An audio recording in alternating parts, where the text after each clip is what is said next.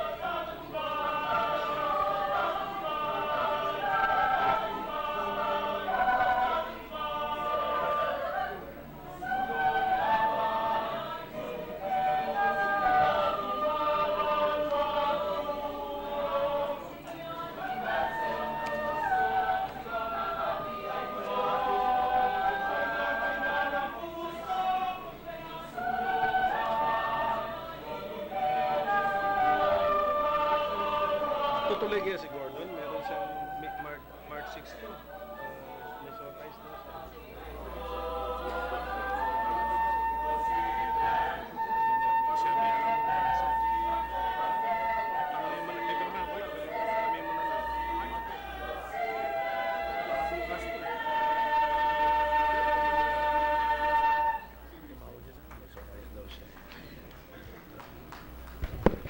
Thank you very much.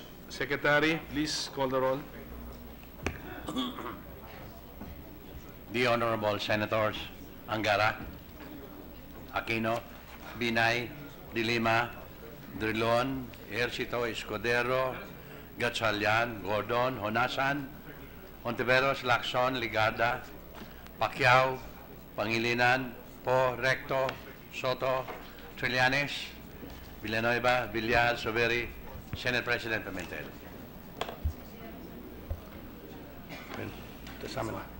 With 19 senators present, the chair declares the presence of a quorum. Mr. President. Mr. President, I move that we dispense with the reading of the Journal of the 63rd Session, Wednesday, February 28, 2018, and consider the same as approved. Any objection? Hearing none, motion is approved. Mr. President, we'd like to greet some guests of the Senate and of the senators in the gallery. We have the guests of Senator Aquino, the Philippine Health Insurance Corporation, the Senior Manager Ray Balenya, Jojit Mislang, Dr. Marvin Galvez, Arnie Mari Hizon. Also the guests of Senator Villanueva, students from the Don Honorio Ventura Technological State University in Bacolor, Pampanga, with their Professor Teodoro Gatchalian, PhD. The guests of Senator Pangilinan, Senator Bobby Tanyada, and the farmers supporting Coco Levy from Pakisama, Lakambini, PKMP, KMU, Katarungan, Yugan, and COIR. The guests of Senator Ontiveros, the Philippine Coalition of Advocates for Nutrition Security, UNICEF, Save the Children, Philippine Legislators Committee for Population Development, the National Nutrition Council, and Alliance for Improving Health Outcomes, and guests of Senator Loren Legarda, Mr. President of the Committee on Foreign Relations. We have the Honorable Jean-Yves Lacon, Senator of France, representing French citizens living abroad, accompanied by Ms. Christine Carroll and Mr. Christian Yue.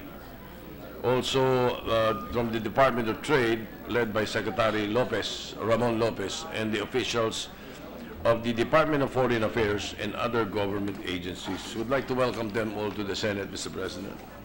Welcome to all of our guests.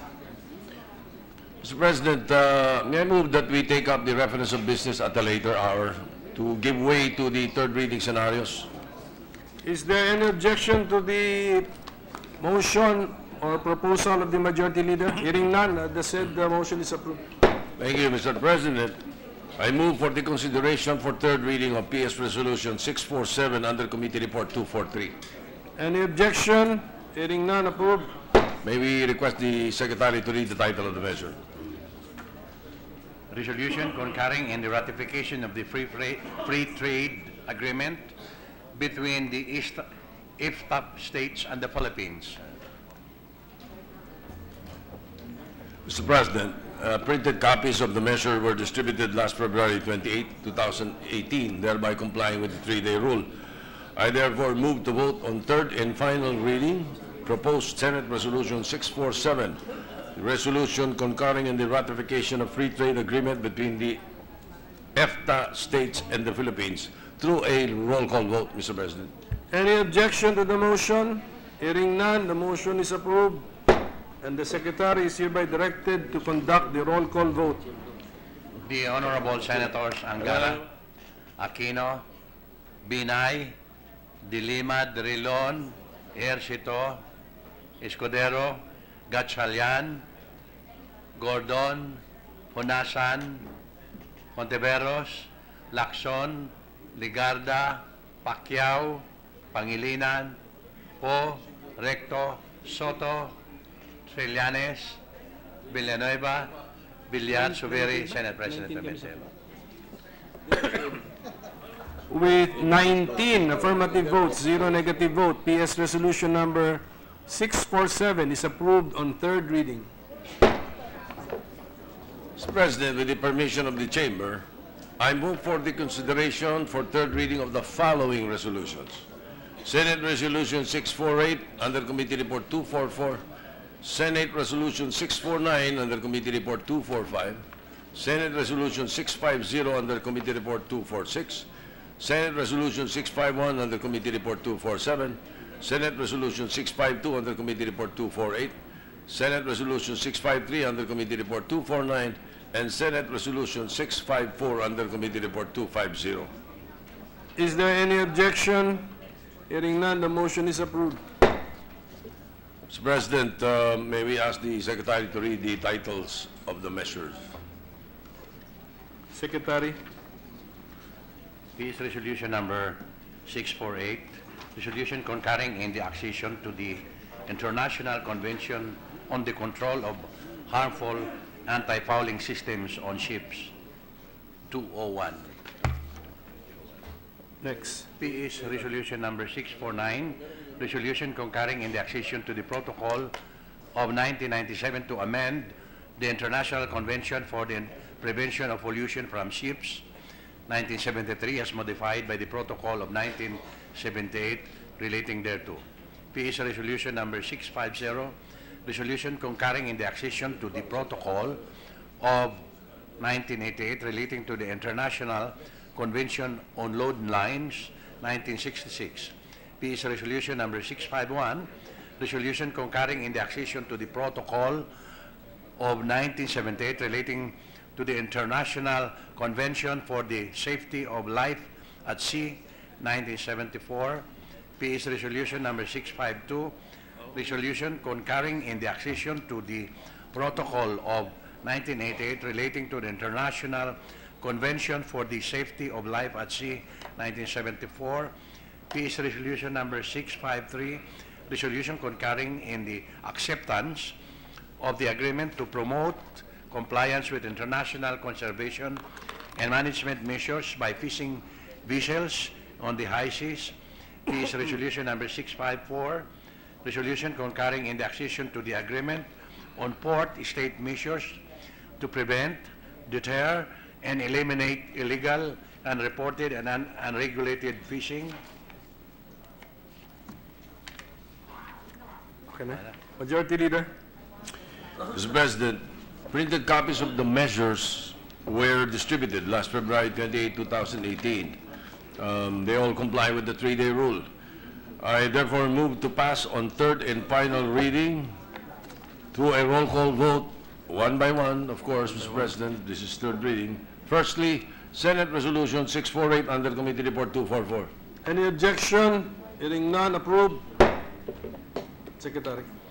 The Honorable Senators Angara, Aquino, Binay, De Lima, Drilon, Ejercito, Escudero, Gatchalian, Gordon, Hunasan, Ontiveros, Lacson, Ligarda, Pacquiao, Pangilinan, Po, Recto, Soto, Trillanes, Villanueva, Villar, Soberi, Senate President Pimentel.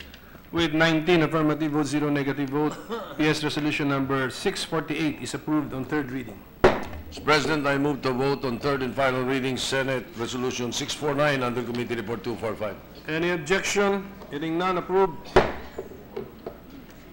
The Honorable Senators Angara, Aquino, Binay, De Lima, Drilon, Ejercito, Escudero, Gatchalian, Gordon, Hunasan, Monteveros, Lacson, Ligada, Pacquiao, Pangilinan, Po, Recto, Soto, Trillanes, Villanueva, Villar, Soberi, Senate President Pimentel. With 19 affirmative votes, 0 negative vote, PS Resolution number 649 is approved on third reading. Mr. President, I move to vote on third and final reading Senate Resolution 650 under Committee Report 246. Any objection? Hearing none, approved. The Honorable Senators Angara, Aquino, Binay, De Lima, Drilon, Ejercito, Escudero, Gatchalian, Gordon, Hunasan, Ontiveros, Lacson, Ligarda, Pacquiao, Pangilinan, Po, Recto, Soto, Trillanes, Villanueva, Villar, Soberi, Senate President Pimentel. With 19 affirmative votes, 0 negative vote, PS Resolution number 650 is approved on third reading. Mr. President, I move to vote on third and final reading Senate Resolution 651 under Committee Report 247. Any objection? Hearing none, approved. The Honorable Senators Angara, Aquino, Binay, De Lima, Drilon, Ejercito, Escudero, Gatchalian, Gordon, Honasan, Ontiveros, Lacson, Ligarda, Pacquiao, Pangilinan, Po, Recto, Soto, Trillanes, Villanueva, Villar, Soveri, Senate President Pimentel. With 19 affirmative votes, 0 negative vote, yes, resolution number 651 is approved on third reading. Mr. President, I move to vote on third and final reading Senate Resolution 652 under Committee Report 248. Any objection? Hearing none, approved. The Honorable Senators Angara, Aquino, Binay, De Lima, Drilon, Ejercito, Escudero, Gatchalian, Gordon, Honasan, Hontiveros, Lacson, Ligada, Pacquiao, Pangilinan, Po, Recto, Soto, Trillanes, Villanueva, Villar, Soveri, Senate President Pimentel. With 19 affirmative votes, 0 negative vote, PS resolution number 652 is approved on third reading. Mr. President, I move to vote on third and final reading Senate Resolution 653 under Committee Report 249. Any objection? Hearing none, approved. The Honorable Senators Angara, Aquino, Binay, De Lima, Drilon, Ejercito, Escudero, Gatchalian, Gordon, Honasan, Ontiveros, Lacson, Ligada, Pacquiao, Pangilinan, Po, Recto, Soto, Trillanes, Villanueva, Villar, Soveri, Senate President Pimentel. With 19 affirmative votes, 0 negative vote, PS resolution number 653 is approved on third reading. Mr. President, I move to vote on third and final reading Senate Resolution 654 under Committee Report 250. Any objection? Hearing none, approved. The Honorable Senators Angara, Aquino, Binay, De Lima, Drilon, Ejercito, Escudero, Gatchalian, Gordon, Honasan, Ontiveros, Lacson, Ligada, Pacquiao, Pangilinan, Po, Recto, Soto, Trillanes, Villanueva, Villar, Soveri, Senate President Pimentel. With 19 affirmative votes, 0 negative vote, PS resolution number 654 is approved on third reading. Majority Leader. Mr. President, the Minority Leader is asking how was the vote of Senator Legarda counted, Mr. President? In the affirmative. All in the affirmative. All in the affirmative. Thank you, Mr. President. I move to consider on third reading House Bill 1926 under Committee Report 215. Any objection? Hearing none, approved. May we request the Secretary to read the title of the measure? An act creating a barangay.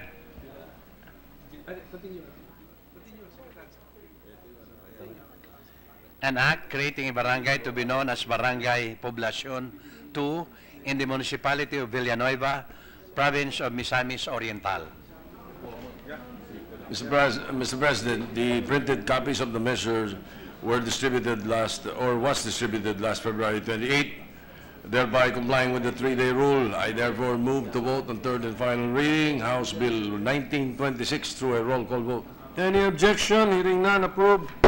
Secretary, please conduct the roll call vote. The Honorable Senators Angara, Aquino, Binay, De Lima, Drilon, Ejercito, Escudero, Gatchalian, Gordon, Honasan, Ontiveros, Lacson, Ligarda, Pacquiao, Pangilinan, Po, Recto, Soto, Trillanes, Villanueva, Villar, Soveri, Senate President Pimentel. With 19 affirmative votes, 0 negative vote, House Bill number 1926 is approved on the third reading.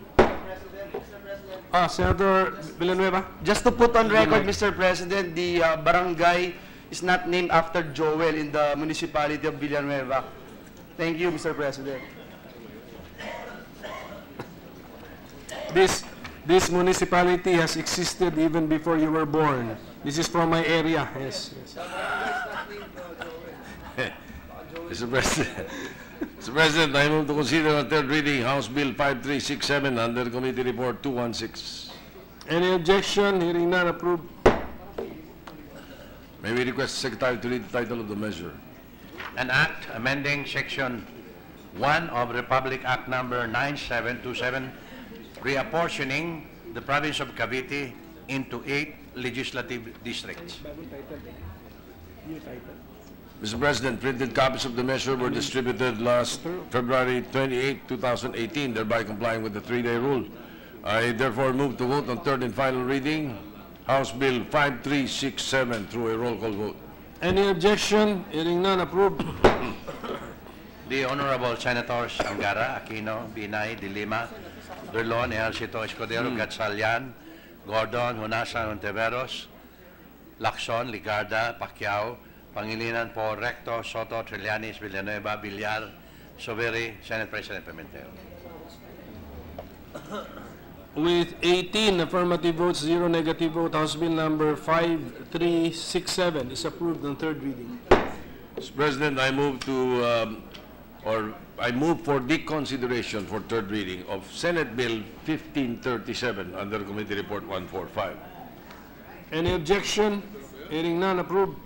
May we request Secretary to read the title of the measure? An act providing for the scaling up of nutrition for the first 1,000 days of life through a strengthened integrated strategy for maternal, neonatal, child health, and nutrition, appropriating funds therefore and for other purposes. Mr. President, printed copies of the measure were distributed March 1, 2018, thereby complying with the 3-day rule. I therefore move to vote on third and final reading Senate Bill 1537 through a roll call vote. Any objection? Hearing none, approved. The Honorable Senators Angara, Aquino, Binay, De Lima, Drilon, Ejercito, Escudero, Gatchalian, Gordon, Hunasan, Ontiveros, Lacson, Ligarda, Pacquiao, Pangilinan po, Recto, Soto, Trillanes, Villanueva, Villar, Soberi, Senate President Pimentel. With 18 affirmative votes, 0 negative vote, Senate Bill number 1537 is approved on third reading. Mr. President, Senator Recto, Senator Recto wanted to be recognized after the voting. Senator Ontiveros, Senator JV, and Senator Gatchalian. And Senator Poe also. And Senator Poe also, I'm sorry. So, we start with Senator Recto. Thank you, Mr. President. Mr. President, may I explain my vote? Go ahead, sir. Mr. President, there is a saying that in making laws, it is the politicians who write the bill, but it is the people who foot the bill. Campaign promises are free. Redeeming them is what is costly. Lawmakers get the credit, but it is the taxpayers who raise the cash. Yes, the Senate may be a fountainhead of brilliant ideas, but it does not, however, print the cash. While our proposals to end the many ills of our nation are infinite, they are limited only by our people's capacity to finance them. It is for this reason, Mr. President, that I am no fan of Noah's Ark type of lawmaking, in which we file a bill to the brim with provisions in the false belief that many is meritorious, forgetting that bills are like boats which must be fiscally buoyant, or they sink under the weight of their own unfunded mandates. This bill, Mr. President, in my view, is fiscally responsible. It redeems what we have promised our children without creating IOUs they will pay. While the list of the programs this bill mandates is long, the cost of doing them is low. Our projection is that on its first year of implementation, this proposed law will require an additional 6 to 7 billion, or about 6 to 7 weeks of soda tax collections. Doon po kasi sa tinatayang 16 to 17 billion na total budget ng 1,000 days program, mga 10 billion ay kasalukuyang may pondo na. Ganung paman, milyon-milyon mga nanay at bata ang makikinabang. Let me go briefly into what this bill will provide them, which is not even tallied in the fine print of this bill. Bills are like food. To appreciate them, we should read beyond the label. It will provide nutritional supplement to 650,000 high-risk women and 300,000 babies from poor families annually. It will administer vitamin A drops to almost 3.3 million to 6 to 23-month-old infants. It will give iron tablets to 3.8 million pregnant women and 500,000 babies. It will vaccinate 2.7 million one-year-old and below babies against hepatitis B, polio, measles, mumps, and rubella. It will inoculate 2.7 million pregnant women against tetanus and diphtheria. It will deworm 3.7 million children below 2 years of age, plus girls 10 to 18 years of age. It will also provide pneumococcal conjugate vaccines to 1.4 million children 1 year old and below. It will nutritionally fortify 4 million metric tons of flour and ensure that 50 million Filipinos will have access to iodized salt. These are just a few of the commodity deliverables. Equally important are provisions that will train, empower, and orient government agencies on the mainstreaming of the 1,000 days template in their programs. We are also relaxing procurement rules because it has been proven that underspending by the government leads to undernutrition of children. Pati promotion of breastfeeding, kasama po dito. Kasi the best milk comes in natural containers, Mr. Speaker. Subalit, ang pinakamahalaga sa lahat, this bill will address the problem of undernutrition, which comes in many forms: stunting, wasting, and underweight. While the rest of the world is growing taller, so to speak, the Philippines will remain stunted if we do not act fast to resolve undernutrition, which will prove costlier to society in terms of loss of productivity than the 17 billion budget it will entail to implement this 1,000 days program.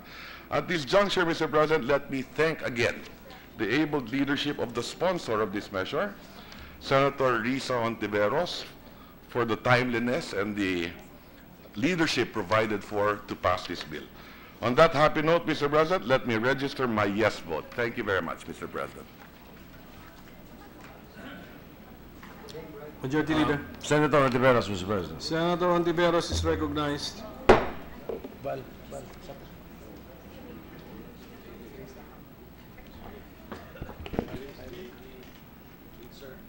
Mr. President, today we take a giant step towards securing the country's future. With the passage of the Healthy Nanay and Bulilit Bill on third reading, we've undertaken a significant action to combat malnutrition in the first 1,000 days of life of Filipinos. This is the time when there is rapid development in the brain and the immune system, and it's been said that any deficiency suffered by the child at this time leads to lifelong irreversible consequences. Undernutrition during the first 1,000 days is critical to the future health, well-being, and success of the child. It affects the child's ability to grow, learn, and become a productive adult. Poor nutrition harms our children, our mothers, our nation. It can impede economic growth and extend the cycle of poverty. I am so glad that we've taken this bold and long overdue step to secure our future. I would like to thank the Chair of the Committee on Health and Demography, Chair JV, for graciously allowing me to sponsor this important measure. I'd also like to acknowledge our co-authors, Senator Sani Angara, Senator JV himself, Senator Grace, Senator Ralph, who gave excellent inputs during the period of amendments, Senator Cynthia, Senator Joel, Senator Nancy, Senator Lauren, Senator De Lima, Senator Onasan, Senator Bam, Senator Miggs, Senator Dick Gordon, Senator Sherwin. I'd also like to recognize the advocates in government, the private sector, and civil society whose work to ensure the health of our mothers and children have made all of these possible. Let's ensure that we have healthy nanays to give birth to healthy bulilits who will grow up to become healthy Pinoys for a healthier and more progressive nation. Salamat po, Mr. President. Mr. President, Senator Grace po. Senator Grace po is recognized. Mr. President, magandang hapon po. Sa aking mga kabaro, sa mga kababaihang naririto na nagkakatipon para ipagdiwang ang buwan ng kababaihan. Isang maganda at mabiyayang araw po sa inyong lahat. Thank you very much for this opportunity to explain. As one of the principal authors of the Senate Bill 1537 under Committee Report 145, or the Healthy Nanay and Bulilit Act, this proposed measure focuses on the first 1,000 days in the life of a child. The first 1,000 days of a child's life refers to the period that begins with day 1 of a woman's pregnancy until the baby's second birthday. Critical sa development, ika nga, sinabi ng aking mga kasama, ng mga batang ito, lalong-lalo na sa mga panahon na yon. Kapag ang nanay ay malnourished o hindi sapat ang kinakain habang siya ay nagdadalang tao, may epekto ito sa bata. Kadalasan, ang mga bata ay mas maliit, sakitin, at hindi magaling ang performance sa eskwela. Malnourishment of the mother and the child will affect the development for the brain, the functions of our organs, and even our temperament. Damage during this period is found to be irreversible. That is why under this act, we will provide a comprehensive health care program for pregnant and lactating women, as well as for the benefit and nutrition of their newborn children in every barangay. Napaka-importante ang panukalang batas na ito para sa kalusugan ng ating mga nanay na nasubukan na rin sa probinsya ng Quezon at naging matagumpay. Ngayon ay may pagkakataon na ito para sa buong bansa. If we merge this first 1,000 days bill with the recently passed masustansyang pagkain para sa mga bata act, what do we get? A first 4,000 days law that will give our children a head start in life. Mr. President, with the passage of this measure, we are one step closer to achieving a life cycle of social protection which covers all stages of human development. Kung masustansya ang ating mga nanay at ang ating mga anak sa kanilang period of development, baka tayong maging isa sa pinakamagaling na bansa sa Asia, kung hindi pinakamagaling. Dahil ang mga Pilipino ay may galing, kahit na sa hirap ng buhay natin, kaya natin, lalo na siguro pag tayo ay mas malusog. Kaya Mr. President, maraming salamat sa naging sponsor nitong bill na ito at sa aking mga kasama sa mabilis na pagpapapasa nito. Sana ay maging ganap na batas sa lalong madaling panahon. Maraming salamat po. Senator JB, Mr. President. Senator Ejercito is recognized. Mr. President, distinguished colleagues, this representation's vote to pass on third reading, Senate Bill 1537, or the Healthy Nanay and Bulilit Act, is my expression of support to every woman, mother, and child. I believe that this measure will not only strengthen our strategy for maternal, neonatal, and child health, but more so will shift our government's priority in crafting its policies in this area. With its subsequent approval by the President, I believe that we are creating a sustainable strategy to address the health problems of young children, pregnant and lactating women, and adults and females, among others. We shall do this to the integration of government efforts and defining the roles of our local government units as well as the private sector. The delivery of the services needed by them will be within the reach and available in every local unit through capacitating our barangay health workers and nutrition volunteers. As chairman of the Senate Committee on Health and Demography, I congratulate our colleagues for our collective efforts to pass this measure, most especially Senator Risa Ontiveros for shepherding the passage of this landmark legislation. Likewise, I'd like to thank all the authors, Mr. President Angara, Senator Sani Angara, Senator Grace Po, Senator Ralph Recto, Senator Cynthia Villar, of course, Senator Risa Ontiveros, Senator Joel Villanueva, Nancy Binay, Loren de Garda, Bamakino, Mig Zubiri, Dick Gordon, Sherwin Gatchalian, Honasan, and De Lima. So 15 senators authored this measure. So again, thank you, Mr. President.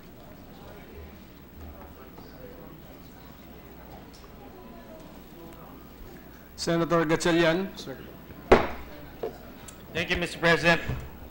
Allow me to offer a few words of support for the important legislation that we had just passed.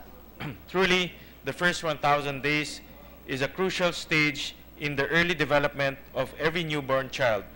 Unfortunately, many poor families struggle to provide nutrition and sustenance to their children. These struggles sometimes result in the deterioration of promising young lives before they have even started, due to hunger or lack of immunization.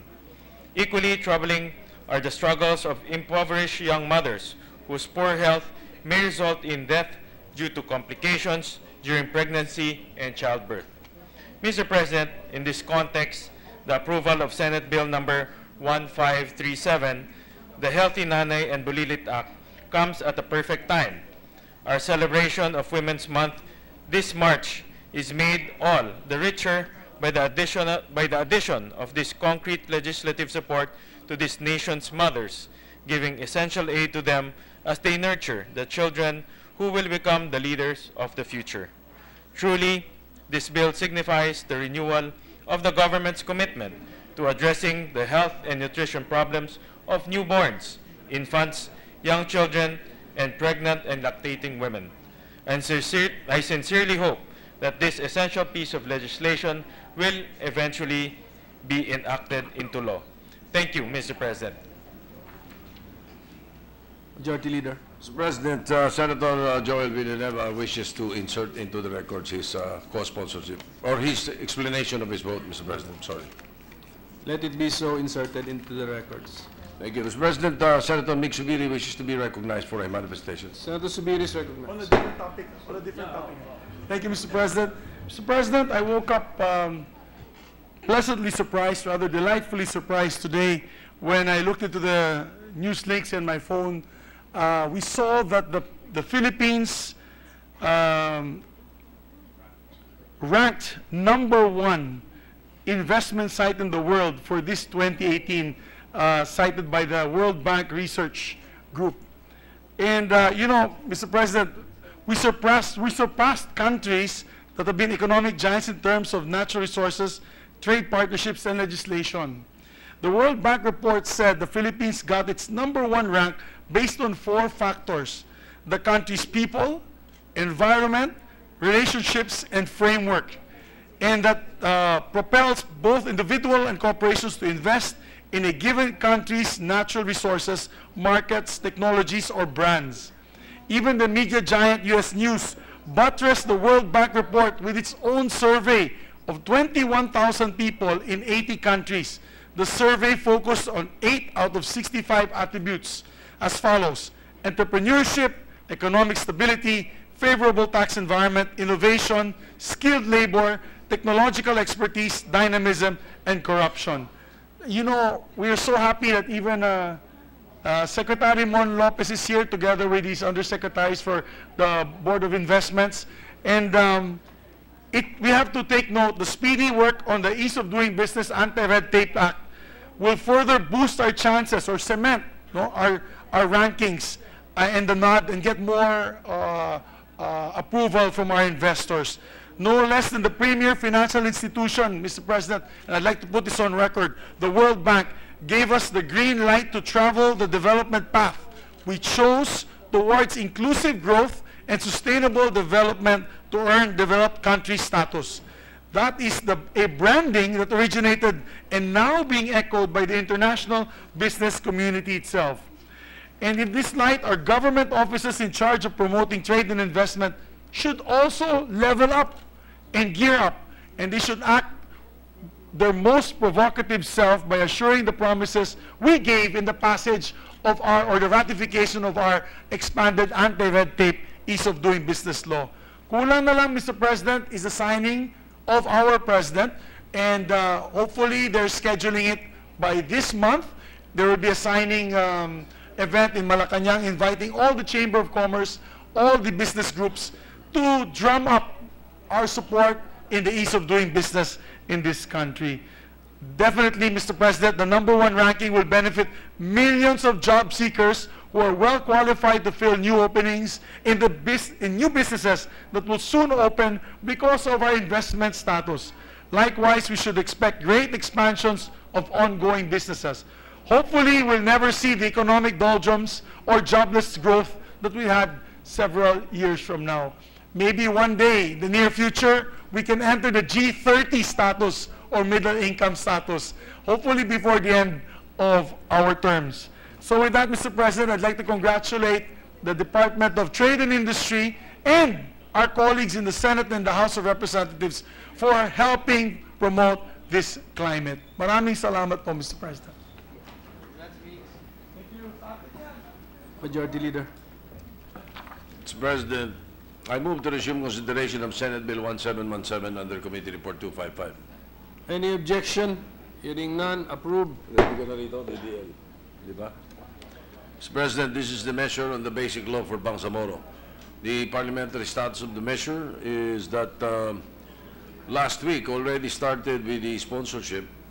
Senator Bam Aquino would also want to co-sponsor the measure today, but instead has requested that his prepared sponsorship speech be inserted into the record so that we can proceed with the period of interpellation. So I move to insert into the records the co-sponsorship speech of Senator Bam Aquino. Let it be so inserted. May I now open the period of interpellations for Senate Bill 1717 under Committee Report 255. Any objection? Hearing none, we are now in the period for interpellations. Mr. President, may I move to recognize the sponsor, Senator Mig Subiri? Senator Subiri is recognized. It seems that the members who are not yet ready, so the majority leader wishes to be recognized. I'll start off the interpellation, Mr. President. The majority leader is recognized.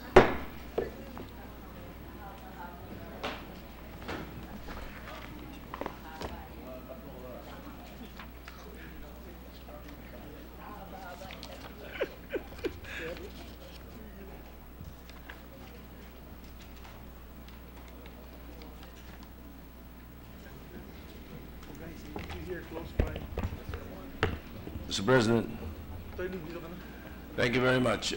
Will the distinguished gentleman from Mindanao favor us with some answers to questions that do not really emanate from this representation, but from those who would want to be educated on the contents and intents of the measure, Mr. President? Absolutely, Your Honor, Mr. President. Thank you, Mr. President. Under the bill, your proposed bill, the Bangsamoro identity shall not be imposed to all inhabitants in the Bangsamoro area. Therefore, you mean to say a person has to claim himself as Bangsamoro by ascription or self-ascription.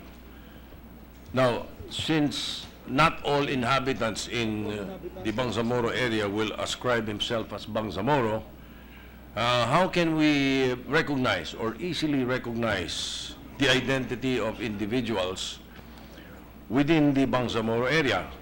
Are we going to have some kind of ID system or issuance of identification cards or identity reflected in the voter's ID? Before you answer, Mr. President, let me place on record that I am in full support of this measure, and we just want to be enlightened on some of these issues that are being asked also outside of this hall. Thank you, Mr. President. Thank you, Mr. President. Mr. President, in the preamble of the Bangsamoro Basic Law, and I quote, "We, the Bangsamoro people and other inhabitants, implore the aid of the Almighty." So, in other words, we recognize not just the Bangsamoro in this entity, but also Christians and Lumads who live within the Bangsamoro region. We try not to distinguish them as all Bangsamoros, because again, the Christians who live, for example, in Cotabato City do not consider themselves Bangsamoros, but they are protected under the several provisions and articles of this law. So, we recognize them, sir. Hindi naman siguro kailangan pa magdala ng panibagong ID or ika nga passport. Yung lokohan nga pag nagkaroon na ba ng Bangsamoro region ay kailangan na bang special pass para pumasok doon? No, sir. They will all still be part of the Republic of the Philippines. There will be no special ID that will be made for just the residents of the Bangsamoro region, although they will be known in the localities of where they live in. For example, if they live in Lanao Sur or Maguindanao, they're part of the Bangsamoro autonomous region. Well, as you mentioned earlier, that as identified by provisions of this law, can you cite these particular provisions? It's the preamble. We start, because this was a controversial issue, Mr. President, when they said earlier during the MOAD AD, na alala niyo po yung sa MOAD AD, and the old Bangsamoro Basic Laws, they only cited the Bangsamoro people, and that's what caused the controversy. So what the president did was to create the new BTC, and the new Bangsamoro Transition Commission that wrote this measure was all-inclusive. Sinama niya po yung Kristiyano, kasama po ang mga IPs. These are the non-Muslim indigenous peoples that live there in the region. And of course, there are brother Muslims who live in the region. So, in Article 2, on Section 2 of Article 2, on the Bangsamoro identity, it says freedom of choice. The freedom of choice of other indigenous peoples shall be respected. There shall be no discrimination on the basis of identity, religion, and ethnicity. I think this also would address the question one time asked by me, by Senator Joel Villanueva, on religious freedoms. And under this Bangsamoro Basic Law, religious freedom will be practiced. They may be allowed to practice the religious faith if they're Iglesia ni Cristo, if they are Catholics, if they are Baptists, if they are IPs that have their own set of rituals. That will be respected, sir. So you don't feel that Section 1 is exclusive? No, sir. Kasi it follows by another section. It's preceded by Section 2, which is freedom of choice. Well, for the benefit of those who are not familiar, when we say Section 1, it reads, Bangsamoro identity. Those who, at the advent of the Spaniards, were considered natives or original inhabitants of Mindanao and the Sulu archipelago and its adjacent islands, including Palawan, and their descendants, whether of mixed or of full blood, shall have the right to identify themselves as Bangsamoro by ascription or self-ascription. Spouses and their descendants are classified as Bangsamoro. Yes. And then you're saying that Section, what, 2? Right after po. Preceding after that section. This removes the exclusivity Yes. that is possibly... May freedom of choice po siya. It says basically this Senate bill points out that non-believers of the Islamic faith may also identify themselves as Bangsamoro. This includes Lumads and other IP groups. But really, the important section there is the Section 2, which gives them the freedom of choice of other peoples. Freedom of choice of other indigenous people shall be respected. There shall be no discrimination on the basis of identity, religion, ethnicity. Right.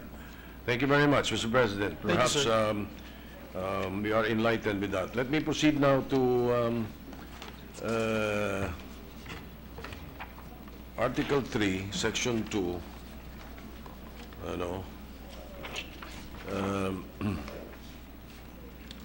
How can we relate this section to Article 6, Section 5, Paragraph 4 of the Constitution? The Constitution provides that the Congress has the power to make reapportionment of legislative districts based on the standards provided by law. Or is this bill seeking to delegate this power of Congress to the LGU concerned? Because letter E, the core territory of the Bangsamoro may be established by a resolution of an LGU or a petition of at least 20% of the registered voters in the area asking for their inclusion. How can we Yes, sir. relate this to... Similar to the 1954, when they amended the arm law, wherein there was a plebiscite for that, and together with that, there was a question of core territory, and several provinces had lost their, did not join in the autonomous region of Muslim Mindanao. This will comply with the Constitution's requirement as provided for by law. So this law, the Bangsamoro Basic Law, will now, the new territories that are added to this area will be sufficiently satisfied by this provision of the law. However, your question on the remaining new areas, kasi hindi nakalagay new areas, yung question mo yung mga bagong areas. Dito sa mga bagong areas, sir, because as part of the comprehensive agreement, peace agreement, let me start from the very beginning, sir. Kasi yung Bangsamoro territory, that is now the core territory, is only a small portion of what the Bangsamoro feel is a larger area of Mindanao. And that is what the President always says, yung tinatawag po niyang historical injustice na 100 years ago, kanila naman talaga lahat yan eh. Kami po, ako'y taga Mindanao, but we originally came from Negros. Si Senator Pimentel, yung pamilya niyan ay Ilocano. If I'm not mistaken, right, sir? Ilocos Norte yung pamilya niyan. So we all came in as settlers. Nung binanggit po ni then Secretary of Defense Magsaysay, go forth and not multiply, but go to Mindanao and seek your progress there and seek these new lands. And so, through the years, nawalan po ng territory ang Bangsamoro. Now, to right the historic injustice, parts of the peace agreement from the Tripoli Agreement on the MNLF all the way to the MILF Comprehensive Agreement on the Bangsamoro basically says that we, the government, will allow through a democratic process and a way where these communities may participate if they want to join the Bangsamoro or not. Ito yung democratic process na ito, sir. So, we've approached a lot of constitutionalists. We spoke to Chief Justice Davide. We spoke to Justice Ascuna, and even to the article of Chief Justice, and I spoke to him over the phone, Chief Justice Art Panganiban, said that this provision on Article 3, Section 2, letter E, on the contiguous areas is not unconstitutional. As a matter of fact, we increased the 10% signed petition, the signed petition, which is the People's Initiative. It used to be 10%, and it was taken by the BTC, being a constitutional provision for People's Initiative. Pero ginawa po natin 20%. Para sa ganun ay sigurado marami pong Bangsamoro Muslim dun sa lugar na yan. And then, dinagdagan pa namin, sir, The House version, I'm sorry to butt in. Yes, yes, sir. What about the House version? 10% or 20%? Hindi ko po alam, sir. I'm sorry. Okay, I'm not sure. Sorry, and then, to further add protection, kasi ang mga kalaban po nitong provision na ito, they say it is a creeping provision. Ang ginawa po natin, hindi po creeping, because we are following the rule of the Supreme Court in the decision of Cabanatuan City versus Nueva Ecija.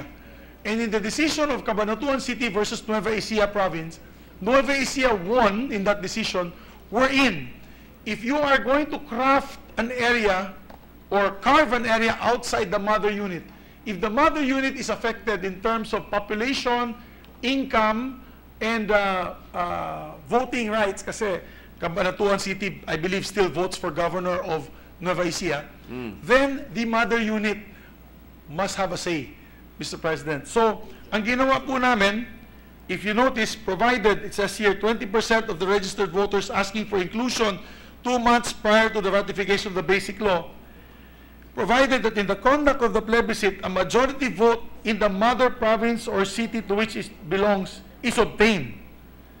Yun po. So, ibig po sabihin, pag hindi pumayag, let's say, ang buong Zamboanga City, let's say, may 2 barangay sa Zamboanga City gustong sumama sa Bangsamoro, but the whole Zamboanga City will decide for the fate of the 3 barangays. So definitely, hindi mananalo yan kasi alam naman po natin sentimento, galing po tayo dyan, Senate President.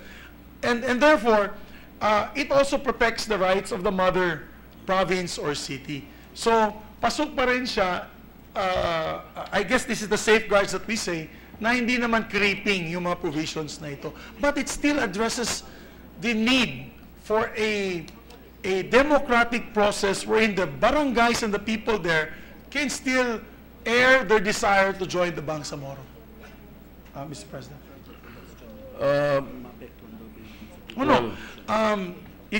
May I also restate, if the question is, maapektuhan ba ang legislative districts? Is that the question, sir?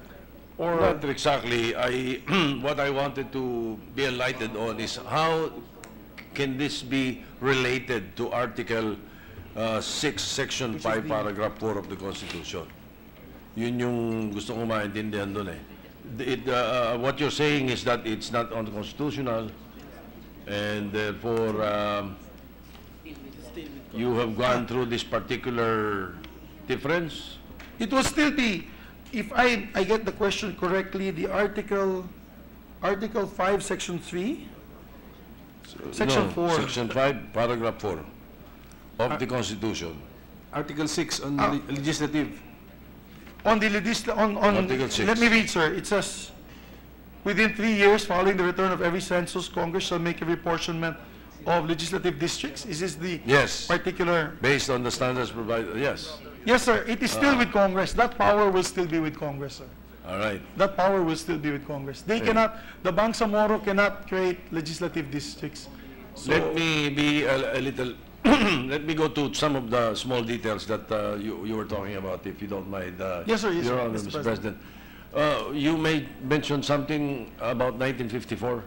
yes, the Ano yun? ARM po yan, ARM law. It's the amendments to the organic tax, sir. 1954. It's called 9054. 1954. Yes, sir. So 9054, Republic Act 9054. All right. And then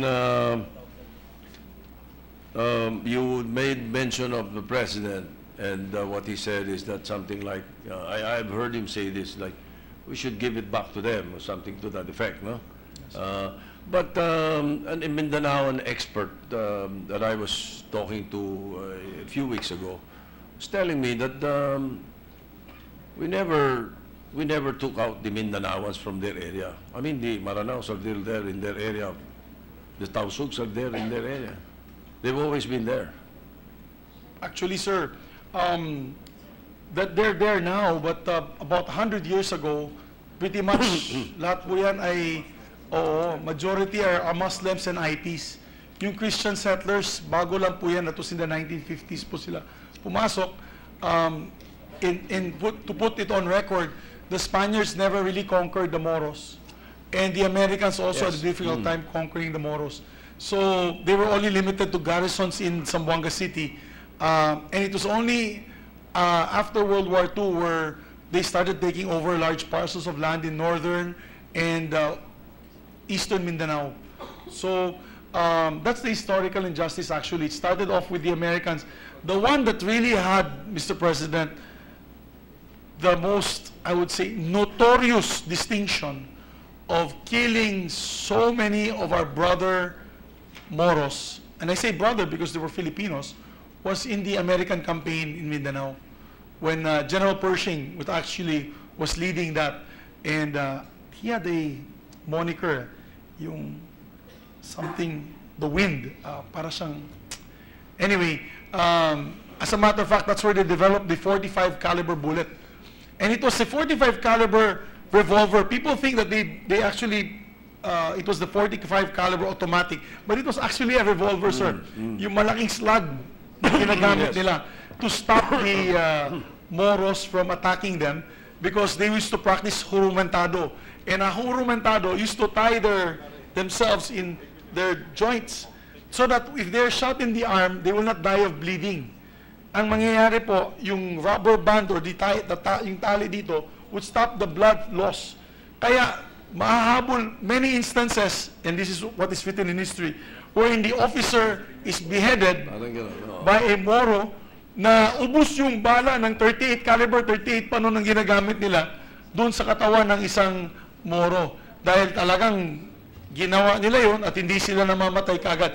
And that's where they developed the 45 caliber slug. It had that notoriety here in the Philippines. But with that said, sir, yes, that's the history that I had to go through. Thank you. You were pertaining to a tourniquet. Yes, tourniquet. Correct, sir. Yes, sir. Para hindi sila duguin. And then, you're talking about the Colt 45, Yes, sir. the original Colt 45, Yes, which was single action. Yes, sir. Right. Now, so bottom line, in your answer to my query on the point number 2, no, it is not unconstitutional. It does not violate, and it does not give the LGUs the power that Congress has. Yes, sir. Yes.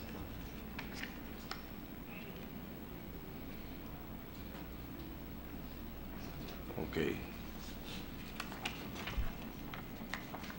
Let's move on to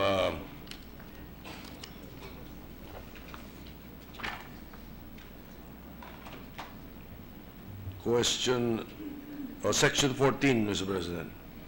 Section 14, it's found page 25 in your bill. Which article, sir? It's mentioned, section 14 of the bill. 15, sorry. No, 15? Ano pong article, sir? 15. Article 15? Article 6. Article 6, section 15. Article 6. Okay.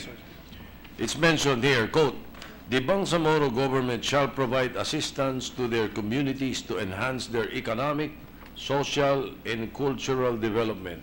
In this regard, the Bangsamoro government shall include in its priorities the creation of an office for Bangsamoro communities outside of the Bangsamoro territory. End of quote.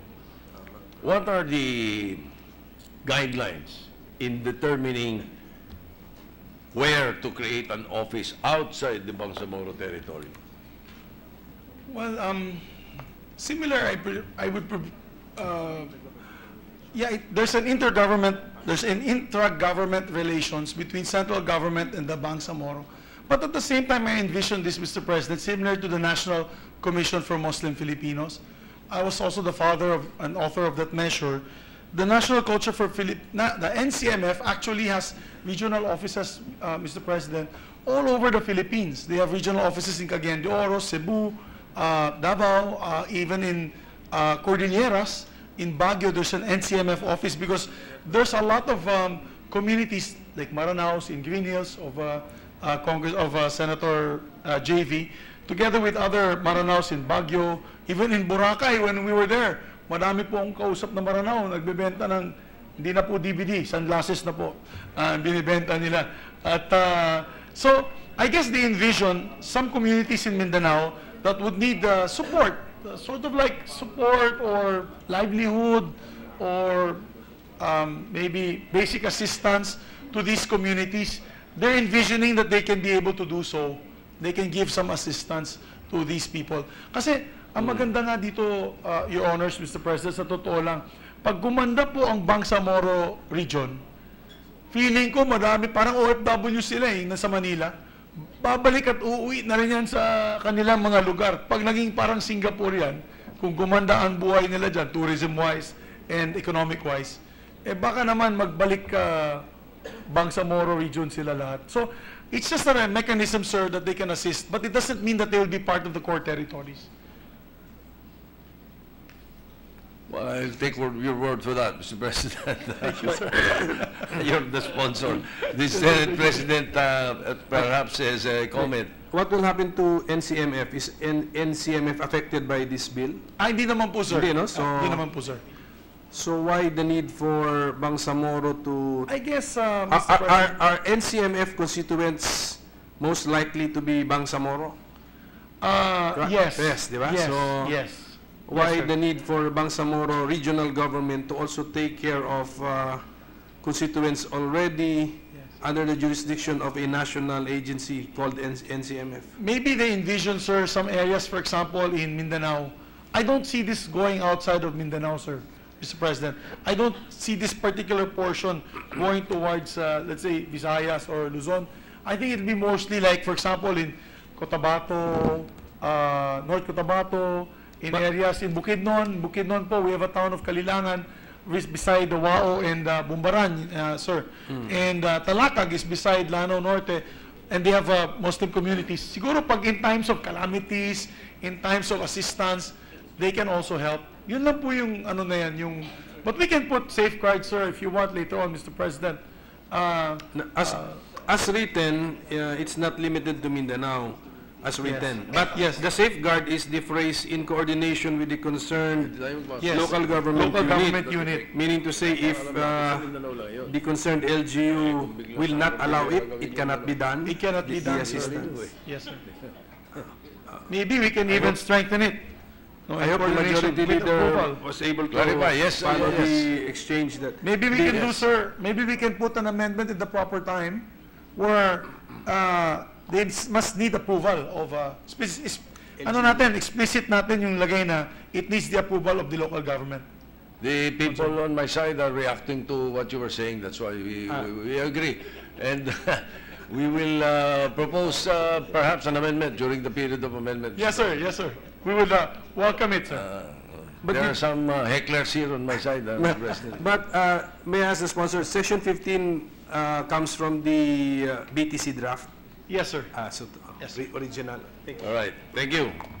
Moving on, may I call your attention to page 29, Section 14 of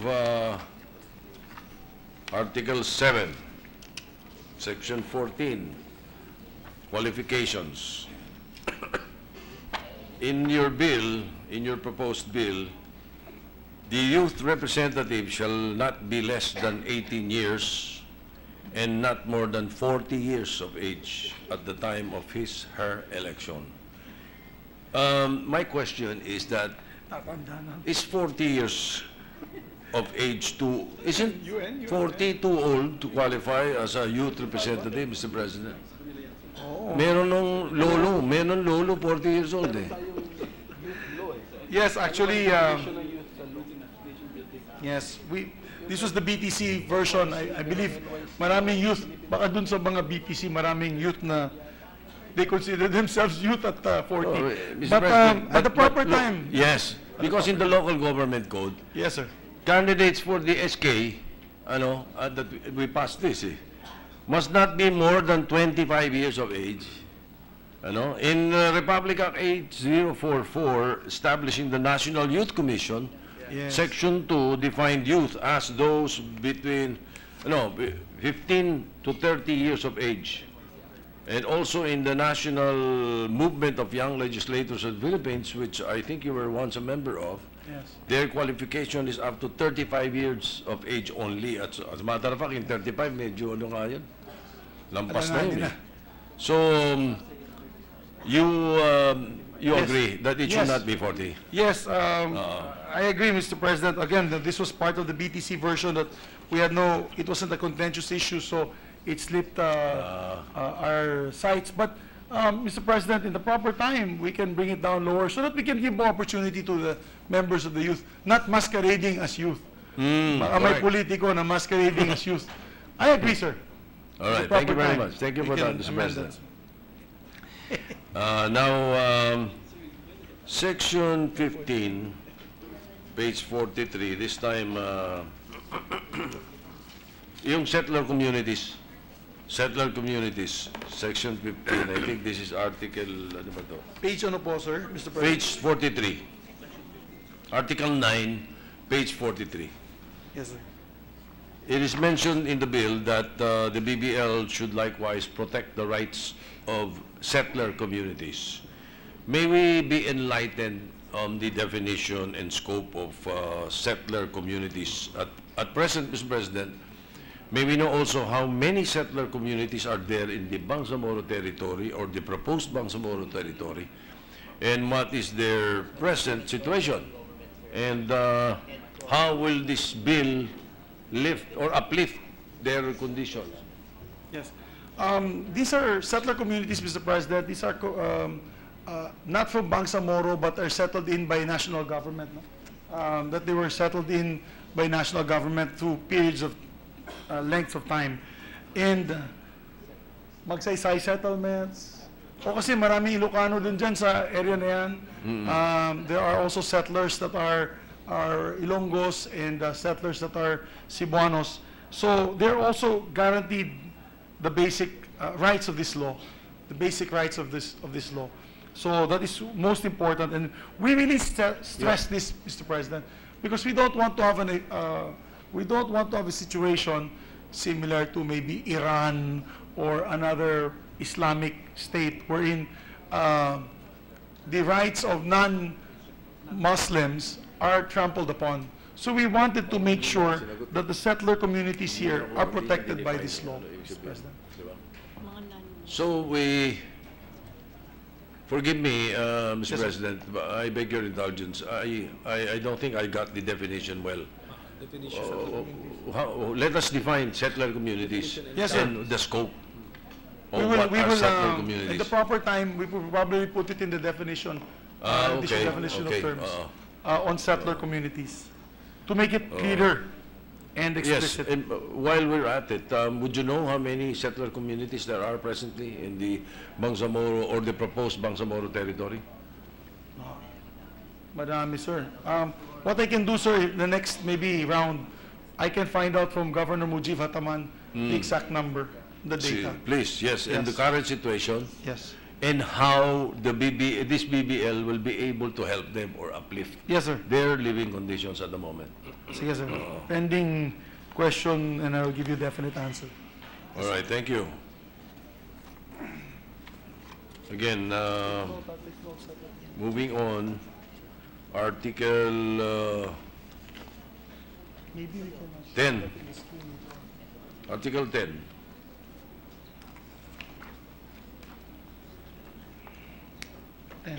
Bangsamoro Justice System. Under the proposed measure, the justice system in the Bangsamoro shall consist of the Sharia law, which shall have supremacy and application over Muslims only.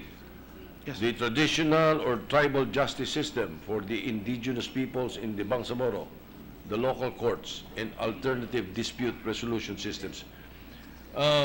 In contractual dealings, of course, parties can freely stipulate what law to govern their relations. But how about other disputes wherein different laws govern the parties involved? For example, what law will prevail in case a Muslim and an indigenous person wherein the action covered both is covered by both the Sharia law and the traditional system? Ano yung magiging what is the outside jurisdiction of the regular courts? Regular courts po yan. Disputes between Muslims and non-Muslims would be regular courts. Disputes between non-Muslims against non-Muslims, let's say IP settlers, it'll be regular courts, sir. Regular courts. Exclusive lang sa ating mga Bangsamoros ang Sharia court. Muslims lang po.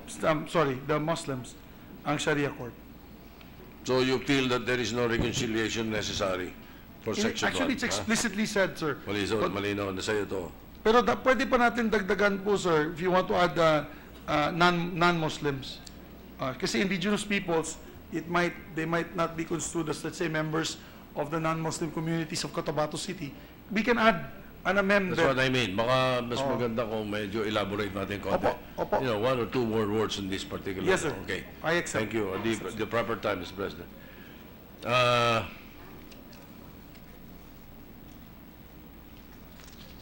One final question, Mr. President. The BBL will provide for the exclusive powers of the Bangsamoro government. What are the checks and balances systems that will be in place to ensure that there will be no abuse in the exercise of their exclusive powers? No article. What article? May I ask for 1 minute suspension so I can just go to the exact article on the exclusive Session powers? suspended. Ban. Lagyan mo dito ng mga tab. Article 5, page 11.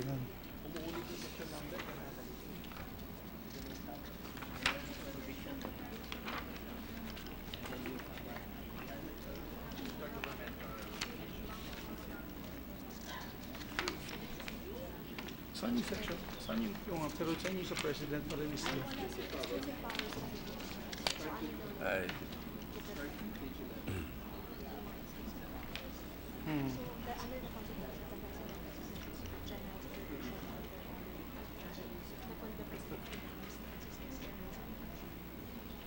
Okay,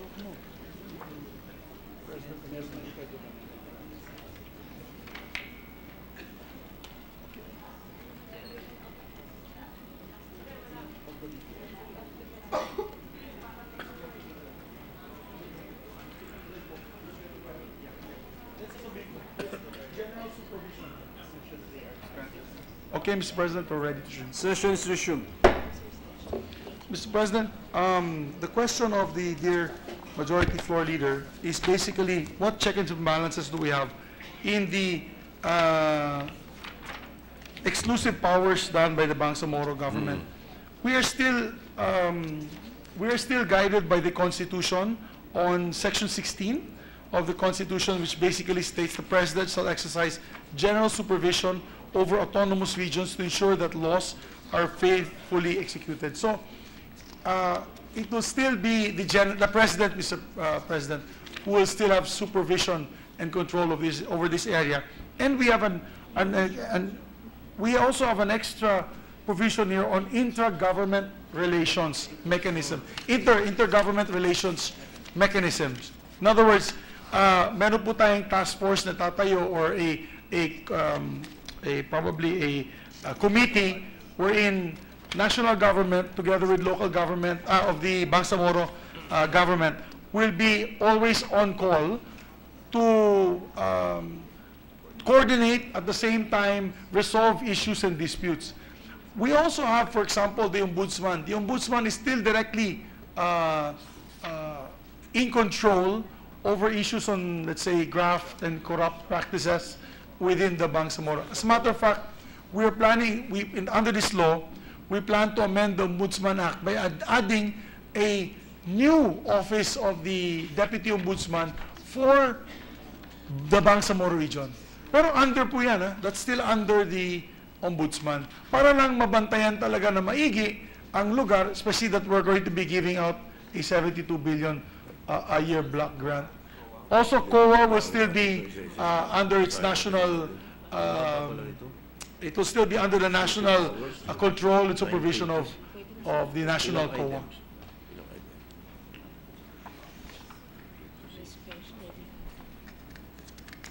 But maybe in the proper time, if the Honorable Majority Floor Leader would want to propose an amendment that to strengthen the checks and balances with national government, we can study it and accept it, Mr. President. Perhaps at a later time, yes. Yes, I will have to beg your indulgence, Mr. President, because as I browse through it now, indeed, we really have to make sure that there is a national government overpowering these exclusive powers, because as I look at it, we're talking of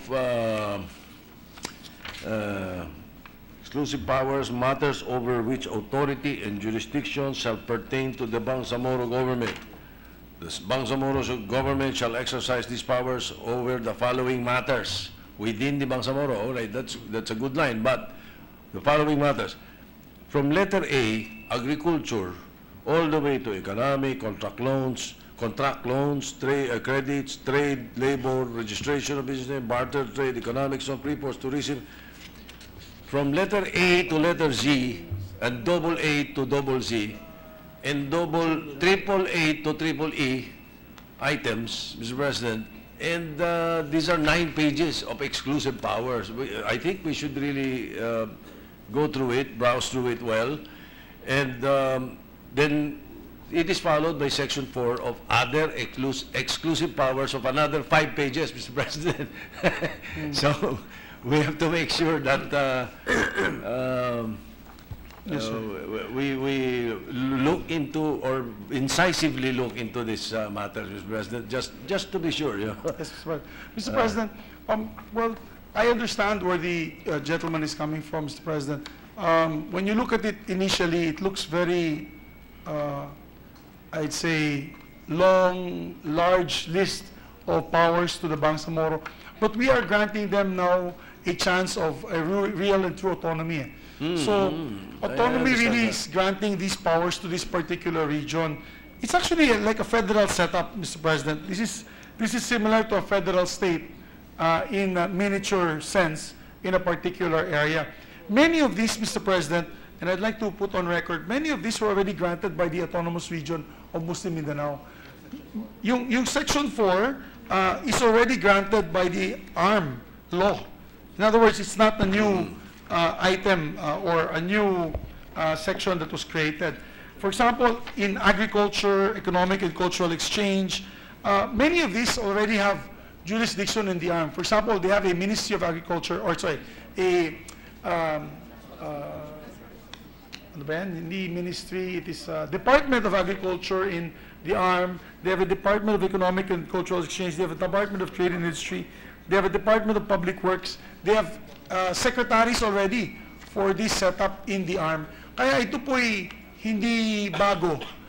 Kung meron man dito bago, siguro sa Sharia courts and then maybe on other aspects. And some are provided for under the Constitution. And Section 20, if you look at Section 20, within its, and I quote, within its territorial jurisdiction, the subject of the provisions of the Constitution and national laws, the Organic Act of the Autonomous Region shall provide for legislative powers over administrative organizations, creation of sources of revenue, ancestral domain and natural resources, personal and family and property relations, regional, urban, and rural planning and development, economic, social, and tourism development, educational policies, preservation and development of cultural heritage, and such other matters that may be authorized by law for the promotion and general welfare of the people of the region. So it's allowed, sir, within the auspices of the Constitution. I concur. As a matter of fact, I understand, and as a matter of fact, I concur. Now, what I'm saying is that I just want to make sure that the national government still has supervisory powers or something to that effect. Yes, sir. Because on the case, it's termed exclusive powers. For example, case in point, sir, Mr. President, if you have, let's say, agriculture, yung agriculture now will be exclusive powers of the Bangsamoro. The Secretary of Agriculture, for example, Secretary Manny Peñol, may not have anymore any jurisdiction for the Bangsamoro region. It will be now the Minister of Agriculture heading the ministry of the Bangsamoro that will have its exclusive planning and development and layout of its programs for the Bangsamoro. Hence why we are giving out the block grant, which will be now split up into these ministries, and so that they can do their developmental programs in this region. So, yes, there are still intergovernmental coordinating bodies that is set up under this BBL that will make sure that the national government projects will reach to them. That is why if you look into the section on intergovernmental relations, it still says there that national government projects, for example, programs, for example, on the Coco Levy Fund. You have to remember that many of these areas had contributed to the Coco Levy Fund. You know, Lanao Sur and Basilan was full of coconut trees. They contributed to the development of the Coco Levy Fund. So if there will be a law passed by Congress... There are more coconut farmers in Mindanao and Visayas. That's correct, sir. Than in Luzon, I understand. Lanao Norte, Zamboanga Peninsula, sa area ni Governor Ceriles, that's almost all copra farmers. So the areas of the Bangsamoro that are affected by the Coco Levy Fund law will definitely still continue to receive the benefits of the law under these intergovernmental mechanisms that we have set in place, Mr. President.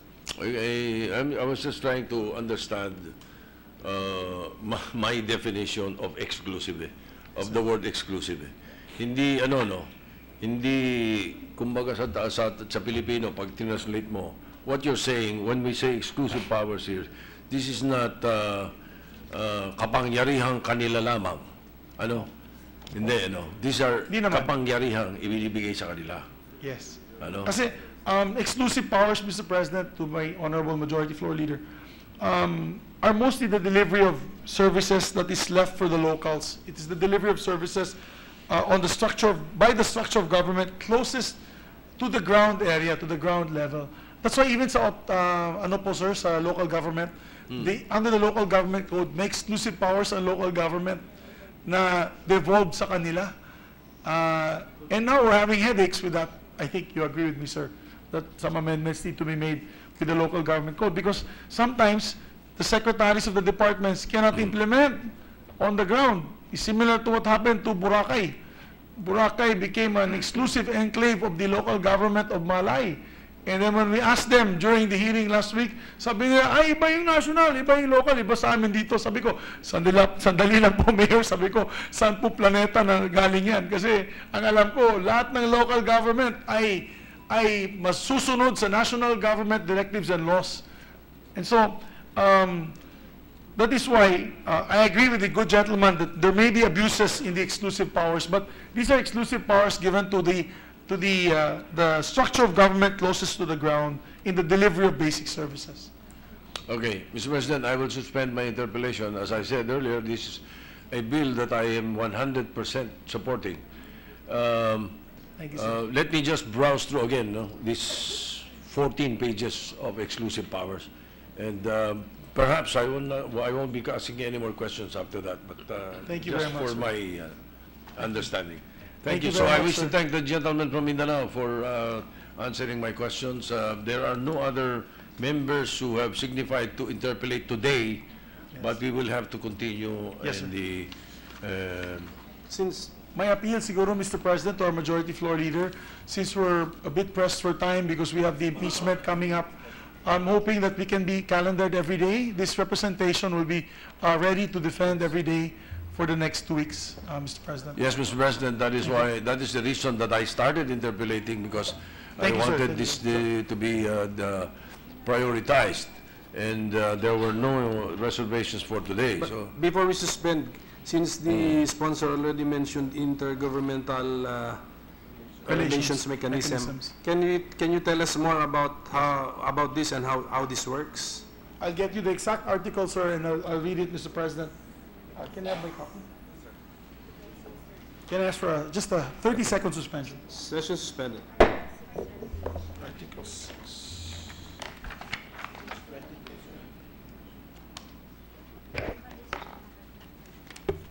Anong page yun? Okay. We're ready to resume, Mr. President. Session is resumed. On Article 6, we have a whole article on intergovernmental relations. On Section 1, we have the asymmetric relationship. What page, sir? Page 22, sir, Mr. President. Okay. On Section 4, we have what you call the intergovernmental relations mechanism. And also, I'd like to take note on Section 3, general supervision. Section 3 of that article says, consistent with the principles of autonomy and asymmetric relation to the central government and the Bangsamoro government, the President shall exercise general supervision over Bangsamoro government to ensure that the laws are faithfully executed. So yun po, nandito na po siya, Section 3 of Article 6. It specifically mentions that the President shall exercise general supervision over the Bangsamoro government to ensure that laws are faithfully executed. And Section 4 continues through with intergovernmental relations mechanism, wherein the central government and the Bangsamoro government shall establish a mechanism at the highest levels that will coordinate and harmonize the relationships. For this purpose, the primary mechanism shall be the central government and / Bangsamoro government intergovernmental relations body to resolve issues on intergovernmental relations. All disputes and issues relating to these intergovernmental relations shall be resolved through regular consultations and continuing negotiations in a non-adversarial manner. The central government, Bangsamoro government intergovernmental relations body shall exhaust all means to resolve all issues brought before it. Unresolved issues shall be elevated to the President through the Chief Minister. The central government and the Bangsamoro government shall appoint a representative in the intergovernment relations body. Both representatives shall have the authority to make decisions, and the body shall be supported by a joint secretariat. Itong intergovernmental relations body is hereby authorized to create other intergovernmental bodies or boards other than those specified by the Basic Law or as may be necessary. provided that these bodies or boards, as well as all others already created in this basic law, shall be under the supervision and oversight of the central government and Bangsamoro government relations body. Provided that these bodies or boards shall not encroach upon the exercise of exclusive powers of the Bangsamoro government. We also included a Section 5, which is Philippine Congress and Bangsamoro Parliament Forum. There shall be a Philippine Congress and Bangsamoro Parliament Forum for the purposes of cooperation and coordination of legislative initiatives. So, meron din tayong partnership with the Parliament, sir. During the discussion of this bill, was there a good example good example where the intergovernmental relations mechanism would kick in and then resolve the issue? Yeah. Well, on the Philippine Congress and Parliament and the Bangsamoro Parliament Forum, I'll give you one example, then I'll go to the intergovernmental relationship mechanism. On Philippine Congress and Bangsamoro Parliament relationships, because in the creation of provinces under this law,